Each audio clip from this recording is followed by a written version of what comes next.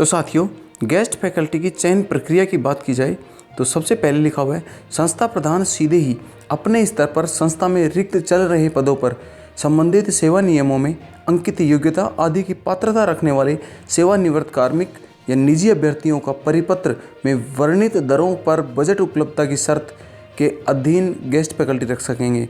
या फिर इसके अलावा नंबर सेकंड से बात की जाए, जिला स्तरीय समिति के माध्यम से प्रत्येक जिले में एक जिला स्तरीय समिति होगी जिसके अध्यक्ष जिला कलेक्टर अथवा इसके द्वारा मनोनीत अधिकारी होंगे। इस समिति का सदस्य सचिव संबंधित विभाग का जिला स्तरीय अधिकारी अथवा विभागीय नोडल अधिकारी होगा। नंबर सेकंड है, सत्र आरंभ होने से पूर्व जिला मुख्यालय पर उक्त समिति द्वारा सार्वजनिक सूचना तैयार कर निर्धारित योग्यता रखने वाले अभ्यर्थियों से ब्लॉकवार संस्थावार आवेदन आमंत्रित किए जाएंगे। मतलब ब्लॉकवार और हर एक स्कूल वार या संस्थावार जो है आवेदन आमंत्रित की जाएंगी। उक्त समिति निर्धारित न्यूनतम शैक्षणिक परीक्षा में प्राप्तांकों के आधार पर वरीयता सूची तैयार करेगी। एक मेरिट सूची जारी होगी तथा वरीयता सूची के आधार पर गेस्ट फैकल्टी की सेवाएं वरीयता क्रम में उनकी उपलब्धता के आधार पर ली जाएंगी।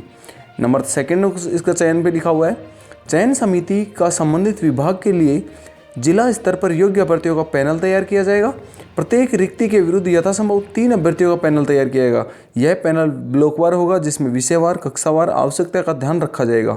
मतलब एक सीट के ऊपर 3 लोगों को लिया जाएगा, जिसमें पहले नंबर सबसे जो ऊपर होगा चयन के लिए उनको बुलाया जाएगा। अगर वो नहीं होंगे तो दूसरे नंबर पे नहीं होंगे तो तीसरे नंबर के कार्मिक को बुलाया जाएगा। सब्सक्राइब कीजिए वक्त वॉच को एजुकेशन संबंधी न्यूज़ तुरंत पाने के लिए। विभिन्न विभागों द्वारा संचालित शिक्षण संस्थानों, विद्यालयों, महाविद्यालयों, आवासीय विद्यालयों एवं छात्रावासों में विषय विशेषज्ञ अनुभवी व्यक्तियों को गेस्ट फैकल्टी के रूप में लेने के लिए विद्या संबल योजना में के संबंध में दिशा निर्देश एवं प्रक्रिया। अब चयन प्रक्रिया की बात करते हैं तो साथियों, आगे लिखा है, विभिन्न विभागों में शिक्षण कार्यों में शिक्षकों या प्रशिक्षकों के रिक्त पद होने के कारण नियमित अध्यापन कार्य में व्यवधान उत्पन्न होता है एवं विद्यार्थियों के शैक्षिक स्तर पर विपरीत प्रभाव पड़ता है। इन संस्थानों में अध्यापन व्यवस्था को सुचारू बनाने के लिए विद्या संबल योजना लागू की जा रही है। इसके क्रम में निम्न सामान्य निर्देश जारी किए गए हैं। तो सामान्य निर्देशों की बात करें तो सबसे पहला लिखा हुआ है, विभाग द्वारा प्रतिवर्ष शैक्षिक सत्र आरंभ होने से पूर्व रिक्त पदों का आकलन किया जाएगा।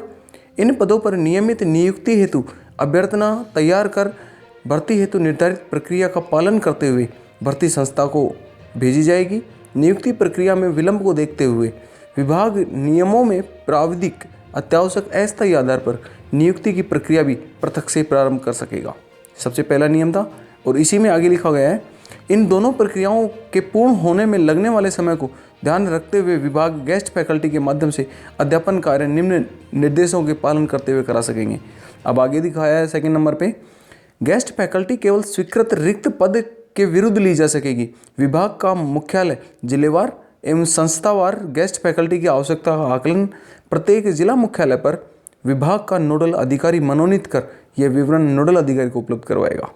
नंबर 3 पे लिखा गया है, संबंधित सेवा नियमों में अंकित योग्यता आदि की पात्रता रखने वाले सेवानिवृत्त कार्मिक या निजी अभ्यर्थियों को गेस्ट फैकल्टी के रूप में लगाया जा सकेगा। इट मीन सेवानिवृत्त को भी और बाहर से निजी अभ्यर्थी हैं उनको भी लगाया जाए। बात की जाए गेस्ट फैकल्टी हेतु मानदेय की दरें, विद्यालय या प्रशिक्षण संस्थान में अगर पद है अध्यापक या प्रशिक्षक का ग्रेड 3 के लिए कक्षा 1 से 8 का होगा, प्रति घंटा मानदेय 300 रुपये होगा। मासिक मानदेय हो गया 21,000 रुपये।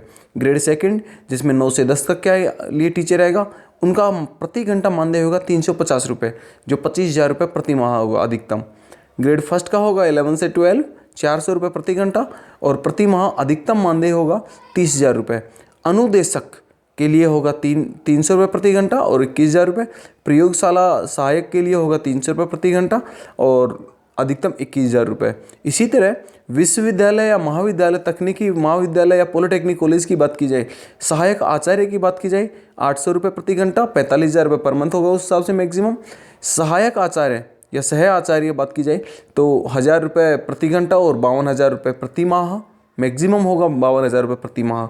और आचार्य की बात की जाए तो 1200 रुपये प्रति घंटा और इसमें 60,000 रुपये प्रति माह होगा।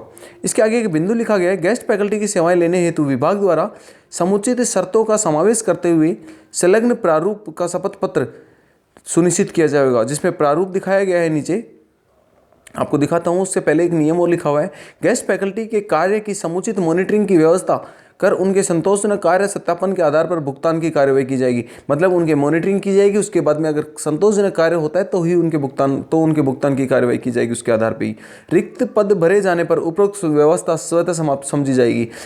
इसका मतलब है कि जैसे जब तक पद रिक्त है तब तक वहाँ पे गेस्ट फैकल्टी रहेगी। अगर उसको किसी भी सरकारी किसी वैकेंसी के द्वारा भर दिया जाता है तो ये व्यवस्था तुरंत समाप्त हो जाएगी।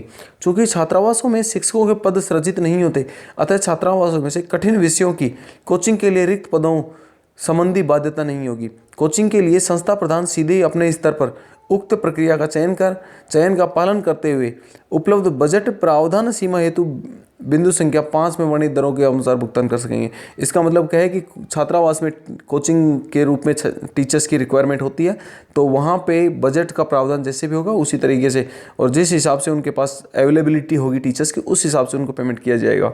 आगे देखा जाए तो साथियों, प्रारूप दिखाया गया है शपथ पत्र में, आप देख सकते हैं डिस्प्ले पे दिखाया गया है प्रारूप। इस प्रारूप में भरकर ये जमा कराना होगा। इनकी सभी शर्तों को जो भी दिया गया है उनको मानना होगा। जैसे यह है कि मैं किसी जिला आवंटित होने के उपरांत स्थान परिवर्तन की मांग नहीं करूंगा। मतलब जिस भी स्कूल में उन्हें अपॉइंट किया जाएगा वहीं वो कार्य किया जाएंगे। और इसके पूरे 14-15 आपको दिखाए गए हैं जो भी आपके इनकी नियम है और उसके बाद सत्यापन है। तो साथियों, ये थी आज की जो भी आपकी गेस्ट फैकल्टी को चयन प्रक्रिया। अगर किसी भी तरह से चयन प्रक्रिया के कोई भी अगर ऑनलाइन फॉर्म या योग्यता के लिए कुछ अलग से निकलता है फॉर्म, तो मैं आपको ज़रूर से वीडियो के माध्यम से आपसे साझा करूंगा। तब तक के लिए साथियों धन्यवाद। जय हिंद, जय भारत। अगर आप चैनल पर पहली बार हैं, सब्सक्राइब जरूर से करें, अपने साथियों के साथ शेयर अवश्य से करें। धन्यवाद साथियों, जय हिंद, जय भारत।